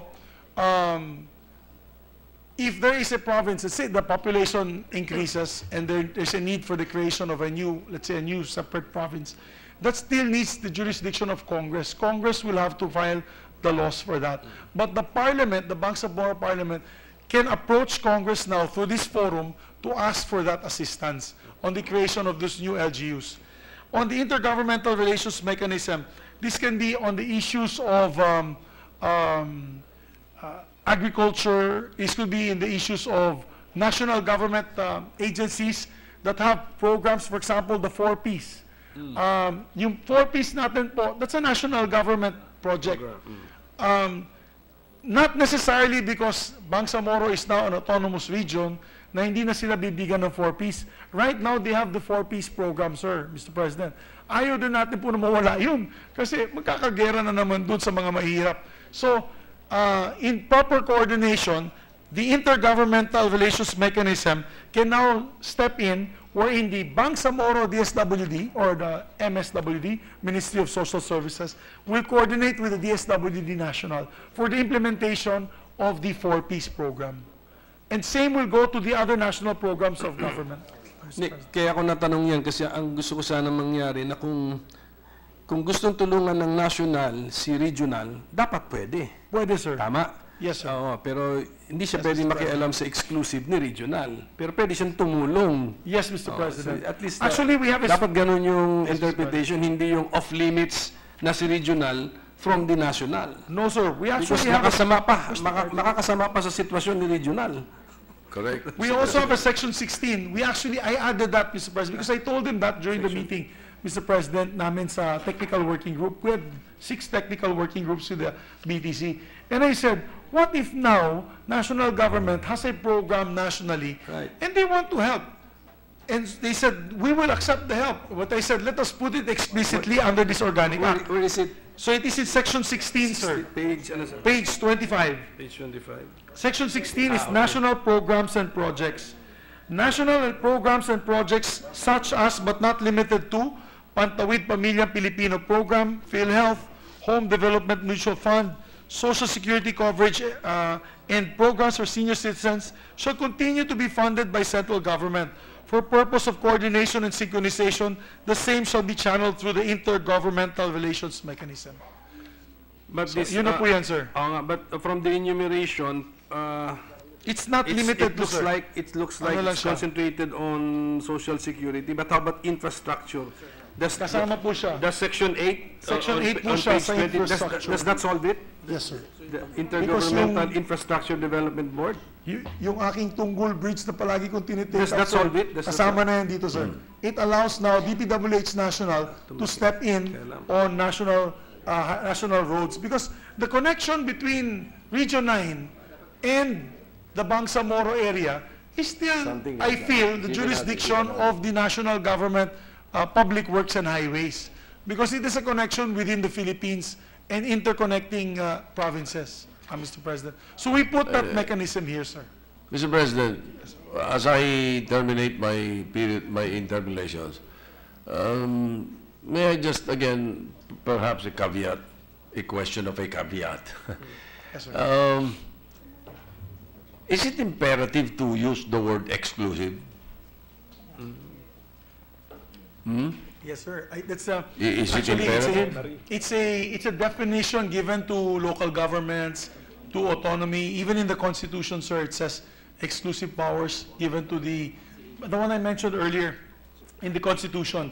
It says exclusive powers granted to autonomous government. Article 10 of the Constitution. So,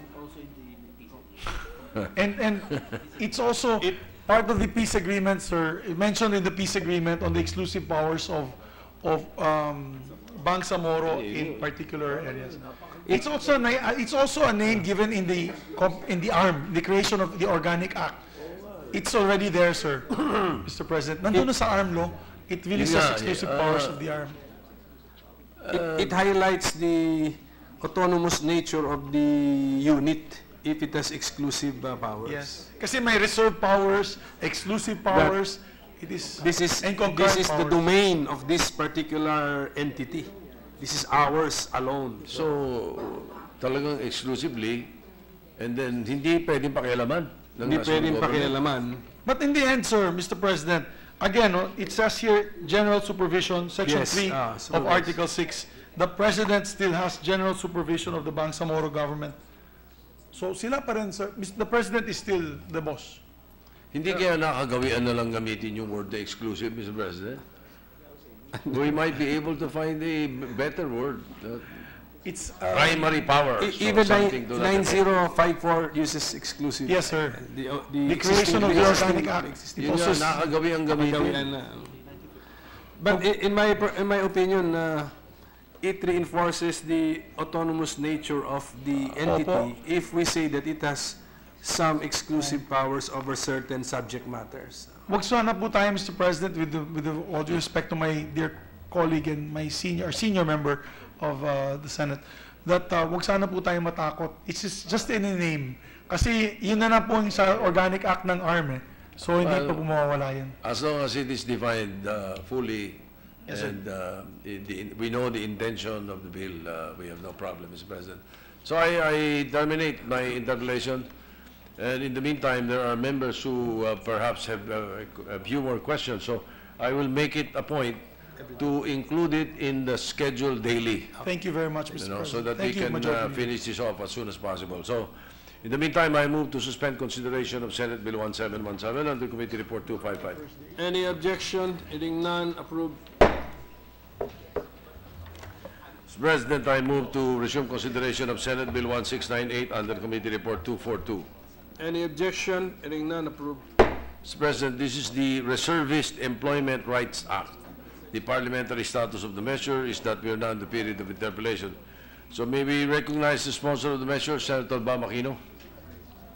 Senator Aquino is recognized. May nag-interpellate na last time, 1698 ba? Perhaps our colleagues were impressed with the sponsorship speech. There are no interpellations reserved, Mr. President. So I move to close the period of interpellation. Any objection? Hearing none, the motion is approved. Thank you, Mr. President. Ready ka? Amendments? Wala na. Wala pa? So that's, just to give it another day, Mr. President, we'll go for committee amendments tomorrow or the period of individual amendments. Mr. President, we do not have any committee amendments, so we may close the period of committee amendments. I move to close the period of committee amendments, Mr. President. Any objection to the opening of the period and the closing of the said period? Hearing none, approved. Individual amendment. Individual. All right, Mr. President, we will schedule a period of individual amendments for this tomorrow. Inform our colleagues if they have any amendments. Otherwise, we hope to pass this on second reading tomorrow, Mr. President. So I move to suspend consideration of Senate Bill 1698 under Committee Report 240. Any objection? Hearing none, approved.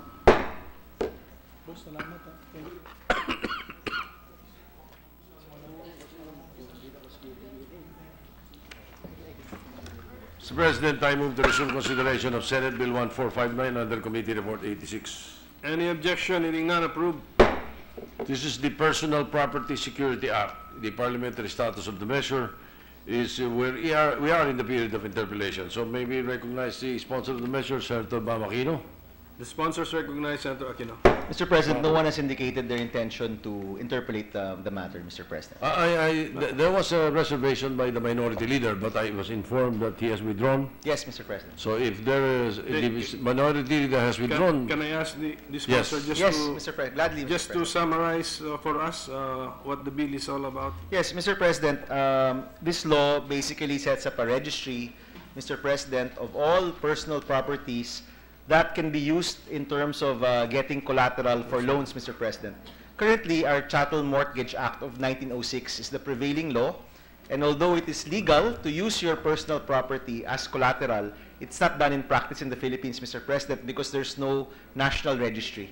So the main part of this bill, Mr. President, is that it mandates a national registry with the LRA so that if I am using my personal property as collateral, it shall be registered in the LRA, and therefore any other possible lender will be able to check, Mr. President, if that particular personal property is already registered or not.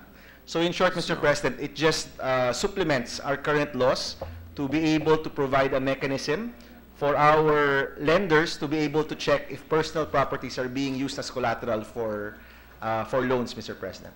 There will be an instrument.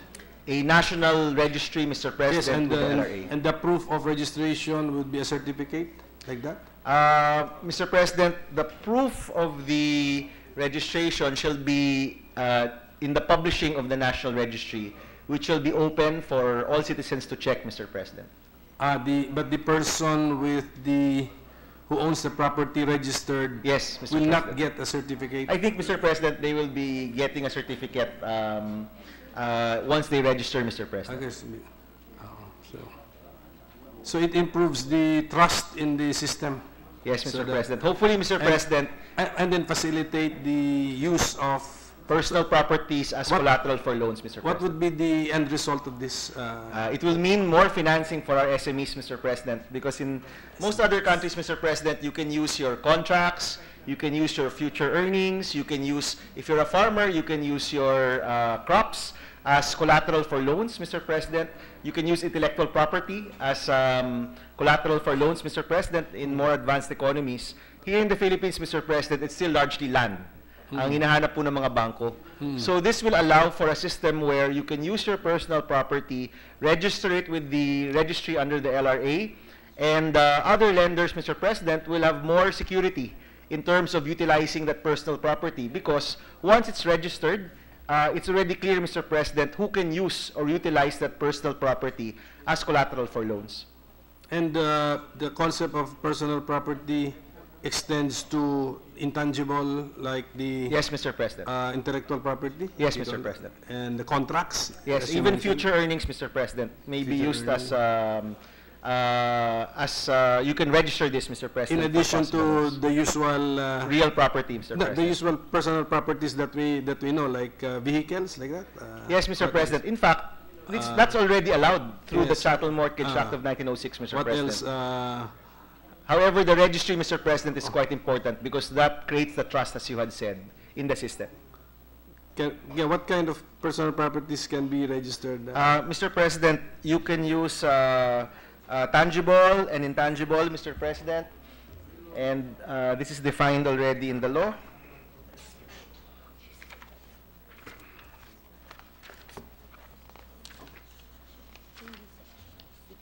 Here, in section 3, Mr. President, intangibles and tangibles of any nature is the broad definition of personal property, which of course could mean anything from your equipment, your crops, your trees, Mr. President, if you're a farmer, to your intellectual property, your contracts. In short, Mr. President, it allows a micro, small, or medium enterprise, Mr. President, to broaden his capacity to be able to get financing, Mr. President. Okay. So thank you very much, Mr. Sponsor. Thank you, Mr. President. This is a novel approach. Actually, Mr. President, this is quite common already. Which should be appreciated. Yes, it's quite common, Mr. President, in other countries. Medyo nahuli lang po tayo dito, Really? Mr. President. Pati intellectual property rights? Yes, Mr. President. You may use that as collateral for a loan, Mr. President. How late are we? We're quite late, Are we Mr. 20 President. years late or 30 years late? Maybe a generation late, Mr. A President, generation because late. in the US, for example, Mr. President, you can get a loan based on an idea. No? Here, Mr. President, most of our commercial banks will still look for land. So, Mr. President, we are simply modernizing our financing systems and hopefully, Mr. President, provide more support for our MSMEs with this particular act, Mr. President. All right, Thank Mr. you. President, Thank you very I much. move to close the period of interpellation, Mr. President. Any objection? Hearing none, approved. May we know Thank if you, there Mr. are President. committee amendments? We have no committee amendments, Mr. President. We move to close the period of committee amendments. Any objection? Hearing none.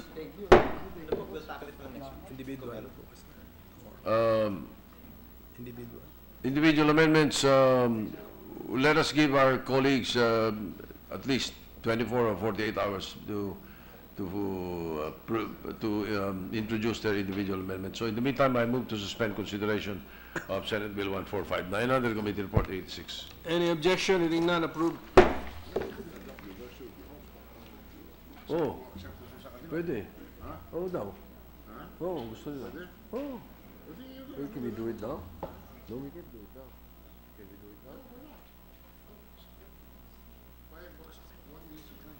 We have 1 minute suspension. Mr. Session President. suspended.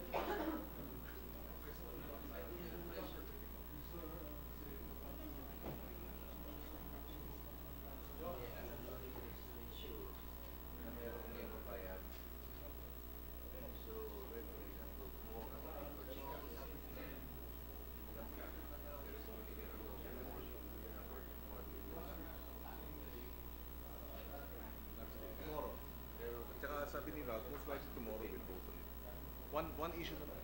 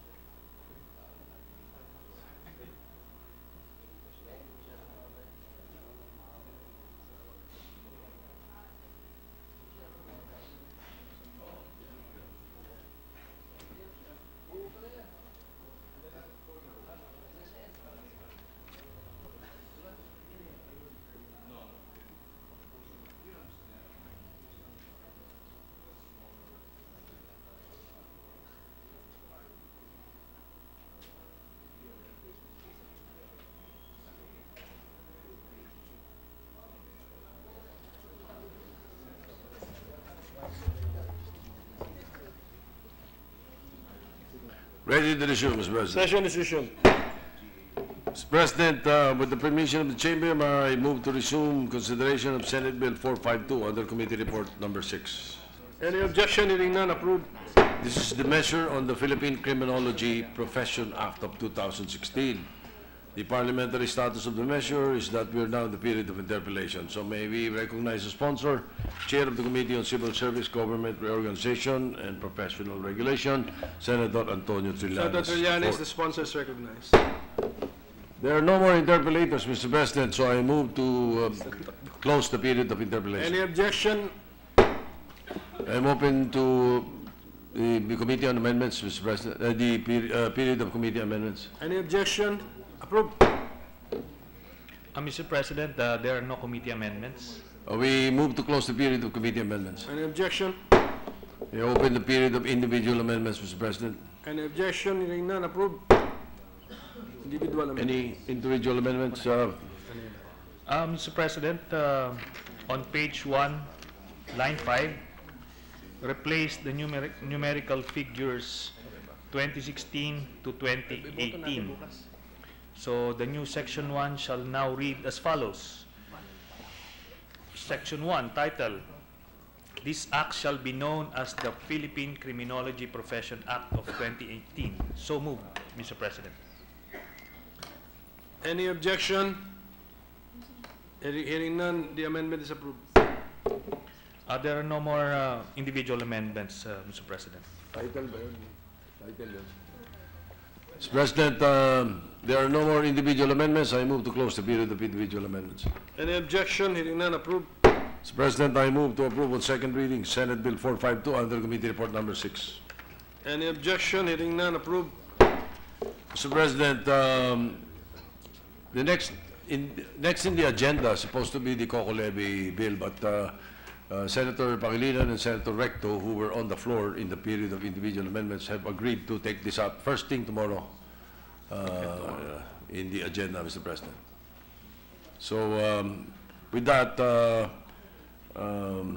may we now ask on a different note, may I ask the Senate President to designate the following Senate conferees on the disagreeing provisions of Senate Bill 1444 and House Bill 6772. This is the expanded National Integrated Protected Areas System. If the Senate President will agree, the chairperson is Senator Cynthia Villar, and the conferees will be Senators Legarda, Ejercito, Zubiri, Drilon. Let them be so designated. Thank you, Mr. President. Mr. President, the Senate already passed on third reading Senate Bill 1269, Committee Report Number 15, entitled An Act Providing for the Registration, Licensure, and Practice of Food Technology in the Philippines, providing funds therefore and for other purposes. Now, the House Bill counterpart was likewise approved and passed on third reading, House Bill 6714, entitled an act regulating the practice of food technology in the Philippines, creating for the purpose the Board of Food Technology and appropriating funds therefore. And was in fact already transmitted to us. So it was received by the Senate last December 12, 2017, and was referred to the Committee on Rules. Now, after consultation with the Committee on Civil Service, Government Organization and Professional Regulation, and with our colleagues, and since we don't have any disagreements with the House bill, I move with the consent of the body that the Senate adopt House Bill 6714 as an amendment to the Senate Bill 1269, Mr. President. Is there an objection to the motion of the Majority Leader? Okay, hearing none. The adoption is so approved. Thank you, Mr. President. I move that we proceed with the reference of business. An objection, hearing none, approved. Messages from the House of Representatives, letter from the House informing the Senate that on 27 February 2018, it passed the following House bills in which it requests the concurrence of the Senate. House Bill number 7134, providing policies and prescribing procedures on surveillance in response to notifiable diseases, epidemics, and health events of public health concern, and appropriating funds therefore, repealing for the purpose Act number 3573, otherwise known as the Law on Reporting of Communicable Diseases. Referred to the Committees on Health and Demography and Finance. 7120, an act granting Philippine citizenship to Mr. Philip Leach.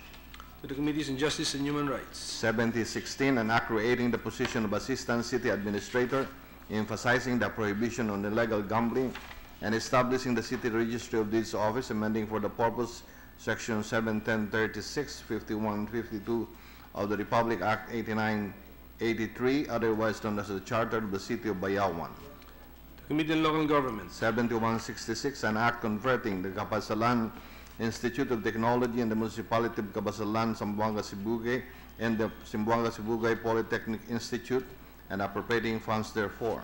To the Committees on Education, Arts and Culture and Finance. 7175, an act separating the Igbaras National High School, Alameda Extension, Barangay Alameda, Municipality of Igbaras, Iloilo, from the Igbaras National High School, converting it to an independent National High School to be known as Alameda National High School, and appropriating funds therefore. To the Committees on Education, Arts and Culture and Finance. 7177, an act separating the Polo National High School, Malanday Annex, and Barangay Malanday, Valenzuela City, from the Polo National High School, converting it to an independent National High School, Malanday National High School, appropriating funds therefore. To the Committees on Education, Arts and Culture and Finance. Letter from the House informing the Senate that on 27 February 2018, it designated the Representatives Velasco, Roque, Oibater, Barreta, Batucabe, Romero, and Salon as conferees to the Bicameral Conference Committee on Discussing Provisions of House Bill number 7054, an act institutionalizing the Electric Cooperatives Emergency and Resiliency Fund, providing appropriations therefore, and Senate Bill number 1461, an act institutionalizing the Electric Cooperatives Emergency and Resiliency Fund, and appropriating funds therefore. The Committee on Rules. Letter from the House informing the Senate on 27 February 2018, it ratified the committee report, the Conference Committee report on disagreeing provisions of House Bill 6579, an act establishing a national policy on ease of doing business, creating for the purpose the Ease of Doing Business Commission and for other purposes, and Senate Bill 1311, an act amending Republic Act 9485, otherwise known as the Anti-Red Tape Act of 2007, creating for the purpose the Business Anti-Red Tape and Competitiveness Bureau and other purposes. To the Archives. Bills on first reading, Senate Bill 1715, an act amending RA 9372, otherwise known as the Act to Secure the State and Protect Our People from Terrorism, or the Human Security Act of 2007, appropriating funds therefore and for other purposes, by Senator Soto Duterte. To the Committees on Public Order and Dangerous Drugs and Justice and Human Rights. 1718, an act providing for the management, control, regulation, and utilization of rainwater runoff, and improvement of ecological and characteristics of catchments to address flooding and water supply needs in urban and rural centers, and creating the necessary institutional mechanisms therefore, by Senator Grace Poe.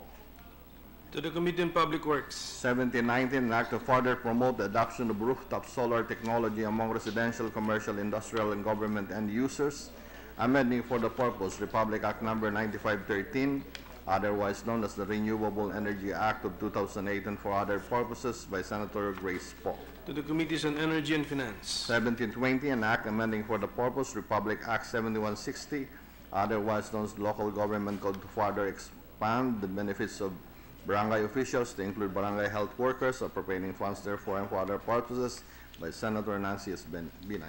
To the Committees on Health and Demography and Local Government. 1721, an act amending Article 14 of the revised penal code to add an aggravating circumstance, the crime having been committed against lawyers and justice sector officials by Senator Laila M. De Lima. To the Committee on Justice and Human Rights. Resolutions, proposed Senate Resolution number 666, directing the appropriate Senate committee to conduct an investigation in aid of legislation on the compliance of the Anti-Money Laundering Council and the Office of the Ombudsman with the Anti-Money Laundering Act and the Ombudsman Act, specifically on the matter of investigating and plunder complaint filed with the Ombudsman against President Rodrigo Duterte and similar cases of money laundering, hidden or ill-gotten wealth committed by public officials by Senator Laila M. De Lima. To the Committee on Accountability, Public Officers and Investigations. 667, directing the appropriated Senate committee to conduct an investigation in aid of legislation into the various issues of the indigenous peoples or indigenous cultural communities with the end and view of crafting necessary amendments to RA 8371 or the Indigenous Peoples' Rights Act of 1997 to strengthen the promotion and protection of the rights of indigenous peoples or indigenous cultural communities by Senator Laila M. De Lima. To the Committee on Cultural Communities. 668, directing the appropriated Senate committee to conduct an inquiry in aid of legislation into the alarming killings and attacks against members of the bar and justice sector officials by Senator Laila M. De Lima. To the Committees on Public Order and Dangerous Drugs and Justice and Human Rights. Committee reports. Committee report number 256, submitted by the Committee on Public Works on House Bill 5002, introduced by Representative Revilla, an act renaming the Molino Salawag Paliparan Road traversing Barangay Talaba 4 in the city of Bacoor and Barangay Paliparan 1 in the city of Dasmariñas, Cavite as Bacoor, Dasmariñas National Road, recommending its approval without amendment by Senator Emmanuel Manny Pacquiao. To the Calendar of Ordinary Business. 257, submitted by the Committee on Public Works on 5123 by Representative Revilla and Log Brigat, an act renaming the Molino Boulevard traversing Barangay Talaba 4 and Barangay San Nicolas 3 in the city of Bacoor, province of Cavite, as Bacoor Boulevard, recommending its approval without amendment by Senator Pacquiao. To the Calendar for Ordinary Business. 258, submitted by the Committee on Public Works on House Bill number 1425, introduced by Representative Cosalan, an act renaming the Akop Tublay Kapangan Kibungan Bakon Sinipsip Bagyas Secondary and National Road in the province of Benguet to Gover Bado Dangwa National Road, recommending its approval without amendments by Senator Pacquiao. To the Calendar for Ordinary Business. 259, submitted by the Committee on Public Works on House Bill 5356, introduced by Representatives de Macoro and Labrigat, an act naming the Linamon Matungao Baloy National Road traversing Barangay Samburon in the municipality of Linamon and Barangay Bulao in the municipality of Baloy, all in the province of Lanao del Norte, as the Metro Iligan Regional Agro-Industrial Center Highway, recommending its approval without amendment by Senator Pacquiao. To the Calendar for Ordinary Business. 260, submitted by Committee on Public Works on House Bill 2656, introduced by Representative Ramos, an act naming the diversion road in the Sorsogon City, province of Sorsogon as Salvador H. Escudero III Diversion Road, recommending its approval without amendment by Senator Manny Pacquiao. To the Calendar for Ordinary Business. 261, submitted by the Committee on Public Works on House Bill number 833, introduced by Representative Zamora and Atienza, an act renaming the Monte Vista Catil National Highway traversing the municipality of Compostela Valley province into the Benigno S. Aquino Jr. the National Highway, recommending its approval without amendment by Senator Manny Pacquiao. To the Calendar for Ordinary Business. 262, submitted by the Committee on Public Works on House Bill 5003, introduced by Representative Akop, an act renaming the road traversing Barangay Dolores in the municipality of Taytay and Barangay Bagumbong in the municipality of Halahala, all in the province of Rizal as Jose Rizal Highway, recommending its approval without amendment, sponsor Senator Pacquiao. To the Calendar for Ordinary Business. 263, by the Public Works on House on 4782, introduced by Representative Akop, an act renaming the Kay Tikling Antipolo of Teresa Morong National Road in the province of Rizal, traversing through Barangay Dolores in the municipality of Taytay up to Barangay Maybangkal in the municipality of Morong as Corazon C. Aquino Avenue, recommending its approval without amendment by Senator Pacquiao. To the calendar for ordinary business. 264, by the Committee on Public Works on House Bill 2708, introduced by Representative Dalog, an act renaming the Gurel Bocod Cabayan Abatan Road in the province of Benguet to Congressman Andres Acop Cosalan Road, recommending its approval without amendments, sponsored Senator Manny Pacquiao. To the calendar for ordinary business. 265, submitted by the Committee on Public Works on House Bill 5643, by Representative Di Maporo and Lobregat, an act naming the Poblacion Canyoga National Road traversing Barangay Poblacion Barangay Baracanas in the municipality of Tubod, province of Lanao del Norte as the Arsenio Arcelo Gebranza Highway, recommending its approval without amendment, sponsor Senator Pacquiao. To the calendar for ordinary business. 266 on House Bill 5001 of Representatives Ferrer and Lobregat, an act renaming Governor's Drive traversing Sorosoro Bridge in the city of Binian, province of Laguna, and the municipality of Ternate, province of Cavite as Juanito R. Rimulya Senior Road, recommending its approval without amendment, sponsor Senator Pacquiao. To the calendar for ordinary business. 267, submitted by Committee on Public Works on House Bill number 2785, introduced by Representative Rodriguez, an act renaming the Wawa Road at Barangay San Rafael, municipality of Rodriguez, Rizal as General Licerio I. Jeronimo Highway, recommending its approval without amendment by Senator Pacquiao.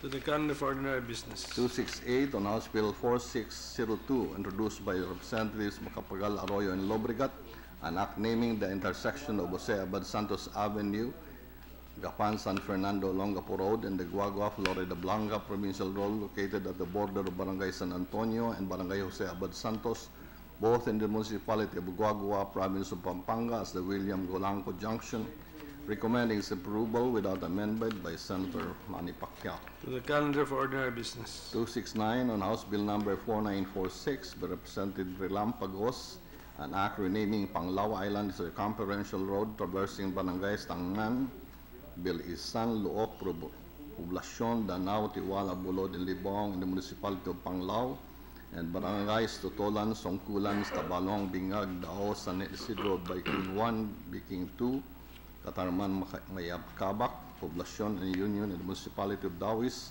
as Anos Ponasher Circumferential Road, recommending its approval without amendment, sponsor Senator Pacquiao. To the calendar for ordinary business. 270 on House Bill number 460 by Representatives Kimbo et al., an act naming the bypass road stretching from Barangay Bengkag, City of Lawag to Barangay Buyon, municipality of Bacara, province of Ilocos Norte as the Rodolfo G. Fariñas Jr. Bypass Road, recommending its approval without amendment, sponsor Senator Pacquiao. To the calendar for ordinary business. Committee report number 271 submitted by the Committee on Public Works and Finance on House Bill number 4947 by Representatives Tolentino and Lobregat, an act renaming the road traversing Barangay San Jose, Tolentino West, Tolentino East, Francisco Sungay West, left side Sungay East, right side, Sungay East, Eruhin West, Eruhin Central, Eruhin East, and Dapdap West in the city of Tagaytay, province of Cavite. With Act o Tolentino Avenue, recommending its approval without amendment, sponsor Senator Pacquiao. To the calendar for ordinary business. Majority Leader.